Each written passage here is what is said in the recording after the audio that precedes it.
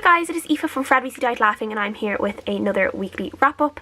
I'm actually feeling a bit sad right now because I just noticed that my goldfish does not look well. I think he might be dying, and if anyone has been around since like my first year videos, you guys will know my goldfish Tom, because he always used to be swimming in the background of my old shelves. So yeah, I'm just feeling a bit sad right now because I hope he's going to be okay, but he doesn't really look that well. Okay, he's like 8 years old now, so like, I mean, he's not old in terms of how goldfish can actually live, but he's old enough for like a pet goldfish, so I'm really hoping he's going to be okay. So I'll just get on with the books this week. I finished 3 books in total this week, and the first one was A Secret History of Witches by Louisa Morgan. And this was a brilliant book that I didn't really know what to expect when I was going into this one, so I was really pleasantly surprised when I really enjoyed it. And it ended up being a very fast read. For like a chunky read, it ended up being a really great fast read as well. So this is, I guess we'd call it a historical fiction. It starts out in the 1800s, and we are following this woman called Nanette, and she is, we kind of start off when she is quite young, and we learn very quickly that she is from a family of witches, and her grandmother was a witch, a very powerful witch. They move away from France and they settle on this little village in Wales. And then when Nanette comes of age, when she's about 16 or 17, it turns out she's also a witch, and she also has these powers. And what we are basically doing is we are following the different daughters of all these witches. So we are following Nanette, then we are following her daughter Ursule, we are following Ursule's daughter, and then we are following her daughter again.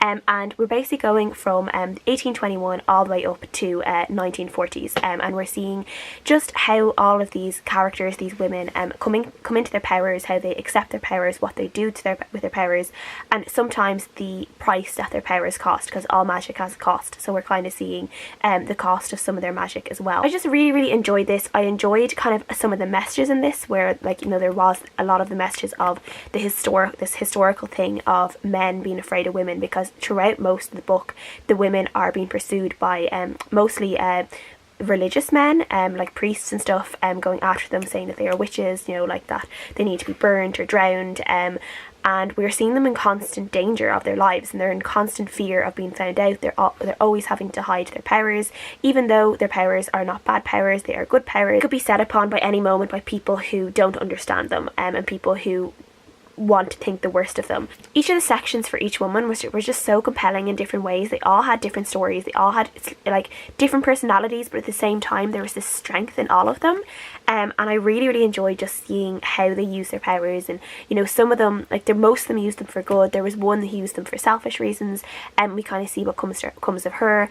I did definitely have some favourites among the women as well. The last 2 I think were probably my favourites, and then Nanette, who was the first woman we follow as well. It eventually kind of wraps up with the World War II story, and we're kind of seeing how the last witch that we are following, how she ends up using her powers for good for during World War II to try and protect the UK and the British soldiers who are out fighting. And it's just so good. This is just really good. I cannot recommend this enough, and I gave it a really strong 4.5 out of 5 stars. Next book I read was a Neck Alley book, and it was A Good Time to Be a Girl by Helena Morrissey. This was a non-fiction book, and it's basically written by this woman called Helena Morrissey, who was the CEO of a business. He's basically writing about kind of inclusivity and diversity within the workplace, and how being a woman in a workplace can be tough, but how she's kind of encouraging everyone reading it to try and be the best person you can be within your workplace. Make your workplace as diverse as possible. And she was just kind of talking about having the confidence to go and do what you want, and to strive what you want, and to not let kind of, I guess, gender norms hold you back, and things like, you know, for women in terms of like being a parent, or, you know, maternity leave, all that kind of stuff, how we can feel like that can hold us back, and we're sometimes afraid of kind of speaking up about things, and she just was really talking just really great stuff about it, and about gaining your confidence and just trying to do your best, and really going after what you want. So I think this was the perfect book for me to read at this time in my life, as like, you know, in my mid-20s, I am working in like an office-based environment, so I kind of, some of the things that she was talking about I did understand, and I did, particularly with kind of just diversity within a workplace, within an office, being a woman sometimes in a man's world, which can sometimes happen in journalism and media. You tend to see like it can be, it is definitely changing, but it tend to be, I think historically has been a little bit of a man's world. So I just found it really, really handy for me, as I'm striving forward now to kind of try and be better all the time, and trying to get kind of, you know, the positions and the job titles and stuff that I want, that I really, really want to aim for. So I think this book in particular just really, really spoke to me really, really well. Just really, really enjoyed a lot of the points that Helena made in this about who you're talking to about diversity, and who you're talking to about being inclusive, because she was saying like there's no point in talking to yourself about these things. There's no point in just talking to people who also have the same views as you.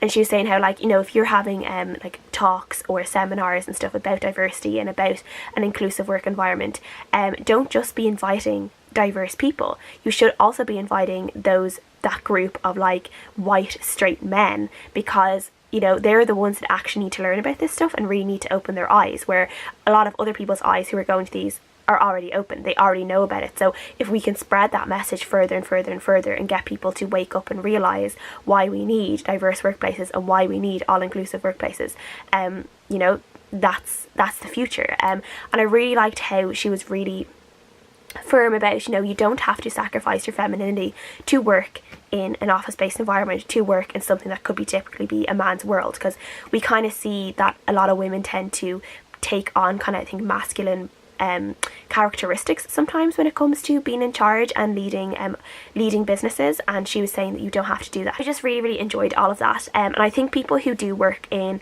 particularly in offices, whether it's like in like financially or marketing or even in journalism, I think like you would really, really, really get something out of this, both men and women. I think she just made a lot of really great points, and this is one that I would definitely be recommending all my friends to read, and it's also one that I would like to get a physical copy of, so I can kind of go back and see other things that you know, kind of maybe read chapters over again, highlight things, mark things off. I gave it a really strong 4 out of 5 stars. And the last book I finished this week was Grey Sister by Mark Lawrence, which is the second book in his Book of Ancestors trilogy, and I read Red Sister last year and I absolutely raved about it. I love it. Mark Lawrence is one of my favourite fantasy writers. I've enjoyed all of his books, and I've read and reviewed all of them. I really, really, really love his work, and this one was no different. So this is following a young girl. This trilogy follows a young girl called Nona Grey, and when she is only about 9 or 10, she is saved from she's basically sold to this kind of like child, like her parents, her village I think sells her to this like child taker, and then he sells her to these pits, and then eventually she ends up in this kind of this almost like a nunnery, and she like a convent, and she's basically been trained to be one of these sisters of sweet mercy, which is that she can be kind of like a poisoner, she can be an assassin, she can be kind of like weave these magical powers. Like, it's really, really cool, and she's learning all of this, but she also is learning that she could have some like special abilities that can even help her even further. So in this book we are just following on from a lot of the stuff that happened in the second book. This book actually takes a time jump as well, so it's 3 years later. So now she is about she's about 14 in this book, I think, 14, 15, so she's a little bit older. A lot of her friends are a little bit older as well. She has moved up a little bit in the school as well, so she is learning some new things. And I will say that like only a portion of this book was actually set in the school itself, because some stuff happens, and then a bunch of it, like I think the second half was kind of outside of the school. I enjoyed both halves. I really like as well, Mark Lawrence makes the point of always having a little bit at the start of the book, and he kind of gives you like a little bit of a recap of what happened in the book before that, so you're not completely lost going into that. And I really, really appreciated that, because even though I thought I could remember a lot of stuff that happened in this, or what happened in Red Sister, I actually didn't. So reading the little recap that he had at the start of the book really helped me, and I definitely would have been a lot more lost if I hadn't read that. I just really love the characters. I love how like female orientated it is. Like the majority of the characters in this are all female. They are so powerful, so strong, so badass. Really, really enjoyed it. I gave it a 4 out of 5 stars, and if anyone has not picked up Red Sister, I would definitely recommend you do so. If you have picked up Red Sister and you're like, you don't know if you want to pick up Grey Sister, please do so. And I cannot wait for the next book, which I presume will be out at some point next year, and I already can't wait for it. So yeah. So that's all the books I read this week. At the moment I am about 5 hours left of the Fate of the Tearling audiobook that I'm reading, and I'm really enjoying that so far. So I'm just like the last stretch of that. I think I've only like less than 10 chapters to go, so yeah, I can't wait to see how that all wraps up, because that is just insane right now. And then I'm also going to try and pick up The Time Traveller's Wife by Audrey Niffenegger. I actually don't know how to say her name. I'll have to look that up before next week. So this was my TBR jar pick from ages ago, and this is the last TBR jar pick I've left. So this week I'm going to have to do another TBR jar pick video and pick out another 5 books from my TBR jar. So yay, I can't believe I finally actually got through them all, because it's been a while. So that's everything I've read, everything I'm currently reading, things I'm going to read. Please let me know what you guys think of the books I have read, what you guys are reading, all the kind of usual stuff. I would love to know. So yeah, leave a comment down below, give me your thoughts, and I'll see you guys again next time. Bye!